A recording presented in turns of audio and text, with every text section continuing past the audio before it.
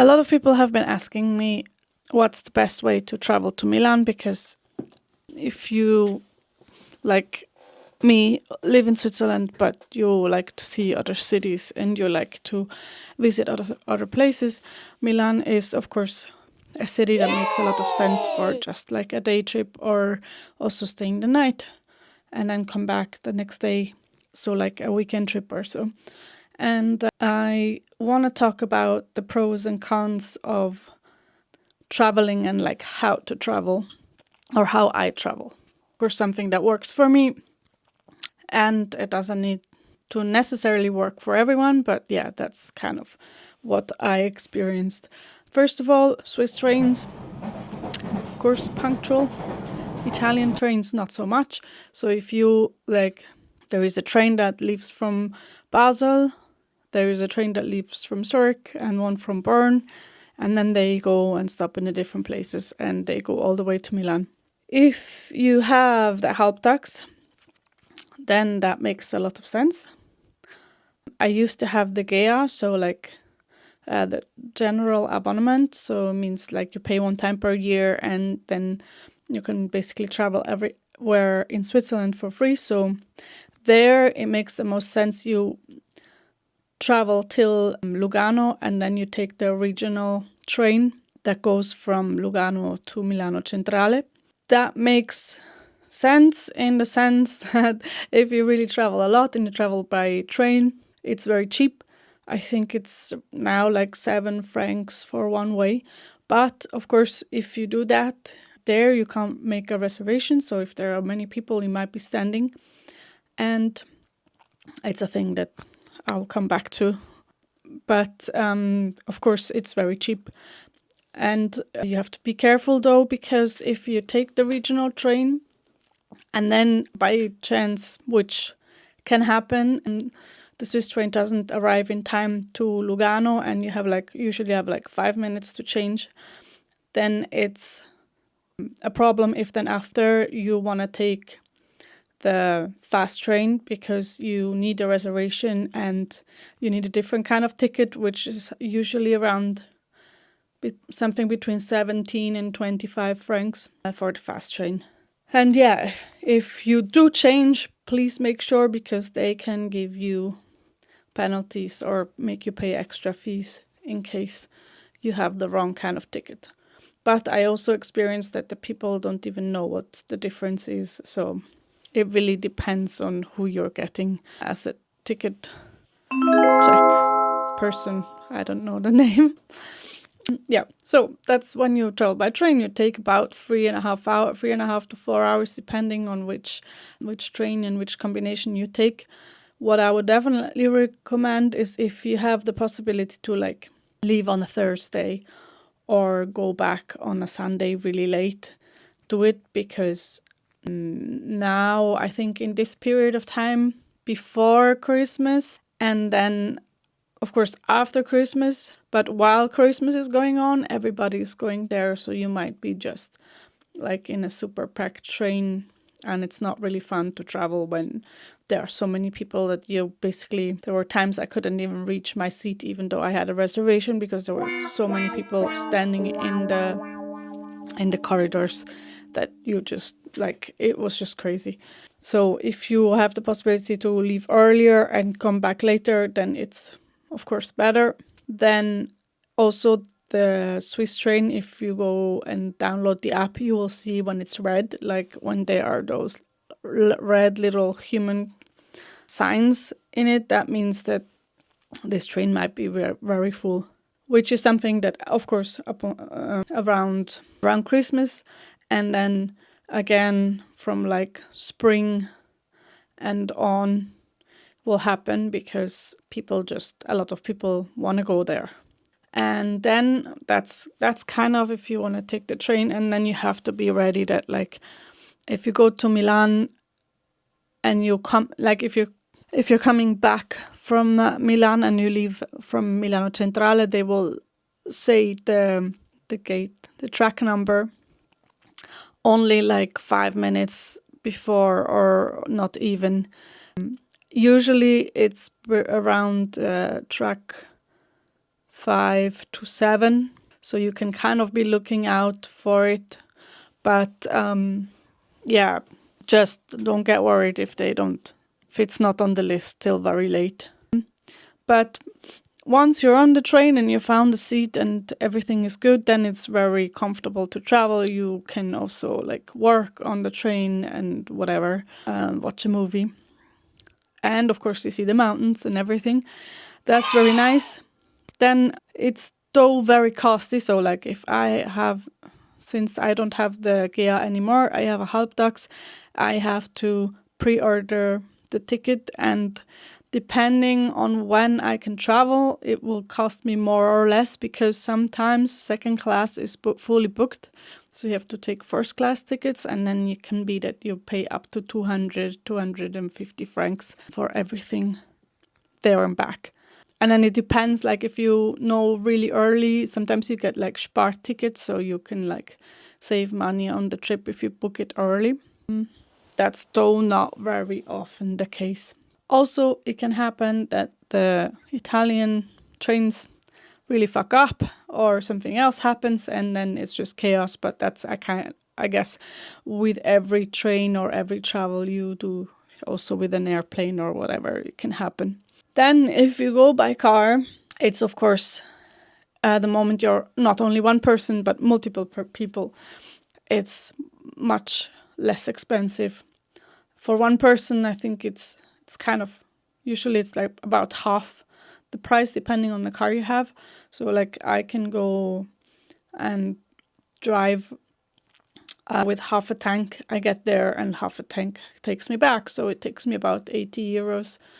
And then you have to consider that you need to pay Autostrada. So I do have a Telepass, which is not from Telepass itself, because that was kind of like, I tried to get that, but it was very complicated. And if you don't have the residence or anything in Italy, like it just didn't work out. But I found a company that is called Tollbird. Shout out to them.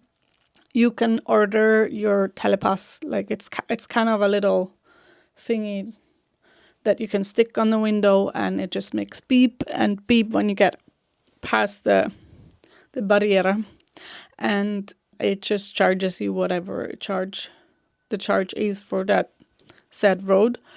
Usually that's about 7 to 10 euros for one way. And yeah, of course you have to be ready for traffic at San Gottardo, which is in the summertime sometimes a mess. Now in this period of time, not so much anymore, but it really depends on which hour you go. So there are definitely sites that can help you. I think TCS is one, and then there is another one which I always put on Google. I put traffic San Gottardo, and then you will find that website. I will look it up. Maybe I can link it, and it will tell you what's kind of the idea of when there will be traffic. In the summer, of course, if you want to, you can go over the pass, over the mountain, and it takes you about an hour more, but sometimes it's just nicer driving for an hour more than just standing for an hour in San Gottardo. And that's kind of like if you travel by car, of course, be ready. In Switzerland, most of you know you have to pay for even if you go to the toilet, but the toilets are usually also clean and the water is drinkable, whereas after you pass the toll, it's kind of the opposite. So toilets are for free, but yeah, you never know what you meet. And then what I noticed is that if you travel and you pass, like, you have to stop and you go for when you want to like buy a drink or so, it's actually sometimes cheaper in Switzerland than it is in Italy. Like if you pass an autogrill, today I got like a coffee and it was 3 euros and more. Whereas I know that if I go and stop at an autogrill in Switzerland and it's like a Coop or so, then it's around 165, 170. I don't know exactly the price, but it's like the normal shop price. And instead, in the Autogrill, it's usually way more. And yeah, so there, of course, you have to be active always. I usually download like podcasts and stuff. So I have entertainment, but yeah, that's only relevant if you like don't have roaming or so. If you travel by car, I also would recommend you always check those websites that I said about San Gotardo, because in fall and in spring they usually do works at night, so the San Gotardo tunnel can be closed from like 8, sometimes from 10 o'clock till the next morning. So if you want to drive late, just take that in consideration. It's very annoying if you arrive there and you have to go over San Gotardo instead of going through. And yeah, for those of you who are not Swiss, please be careful. There are flashes everywhere and they keep going 80, 100, 120, 80.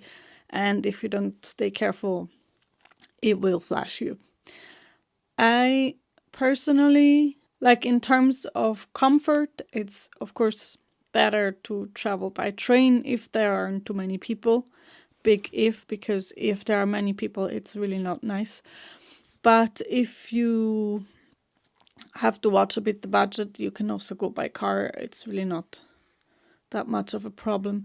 Yeah, there is one other thing that I forgot to say, that now after the Lugana, after the toll, the Italians are making works inside the tunnels that are right after.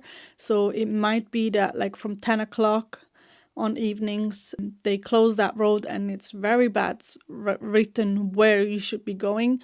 There are some of those orange signs which say that like it's Deviation, Umleitung, but I also don't remember every time, and it's not always the same where you go out, so it's kind of a mess. I actually have no solution for that. Just don't try not to arrive at that hour because it's really difficult. I still have to figure out which direction you should be taking once you get out of the motorway, because they just make you go out and then there is one sign and then after I think not anymore. But yeah, eventually you will get back on the motorway.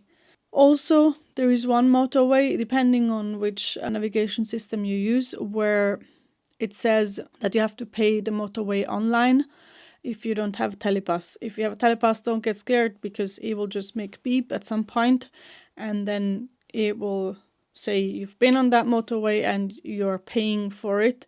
But if you don't have a telepass, it's best you go to that website that is written on those signs on top and you put your target, your car number, and you pay it there, because if you don't do so, they will come after you like half a year or a year later and say you didn't pay for this. And then it's like for a thing that costs €2, it gets to like 20 or so, because they charge you, of course, because they have to figure out which person you are. I don't know what kind of administration costs they want to add. And yeah, I guess that's about all. Of course, it also depends on where you want to go once you are in Milan, because if you just want to see the city and like a few sites, it's easy to find out how the metro works, because the metro is going to quite a lot of places. But if you intend to like go to other places which are maybe not so close or not so easy reachable with the metro, then make sure you have the car, because it can be that you are walking a lot. Anyway, for all of you who are neither Swiss nor Italian, if you go to Milan, get ready, because you're gonna walk and it's gonna be a lot, no matter what.